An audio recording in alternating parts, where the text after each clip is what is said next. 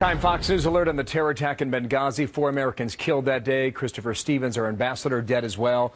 For the first time, members of Congress going on the record to say that CIA contractors testify there clearly were stand-down orders given in Benghazi when the distress calls went out. Now, what does that all mean?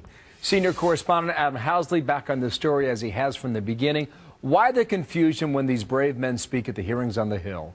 The spin appears to be in even before they're giving their own accounts, Adam. Yeah, that's completely true, Bill. You know, when these men go in front of the committee, it's classified, but we do know a number of others who did not go in front of the committee, who, of course, watch these hearings very closely, and they have various reasons for not coming forward and showing their faces. But what we do know is their stories have not changed since day one. You can go back to our reporting from more than a year ago, Jennifer Griffin and myself, where these men allege, and it's so far shown to be true, that they were told not to go, basically. They were not told to stand up. They were told to stand down in multiple locations around the area, not just in Benghazi, but also in Tripoli. So we went straight to the committee itself, the House Intel Committee, which in some senses has varying reports coming out from its members after they hear from some of these men who were on the ground that night. We contacted a number. There's several things now that we do know that have come out from these hearings. One, the contractors on the ground, their story hasn't changed. The military men on the ground, their story has not changed. Air support was called for, and there was no lull in fighting, and the men were told not to go in multiple locations that night. The whole issue about stand-down orders is not an issue.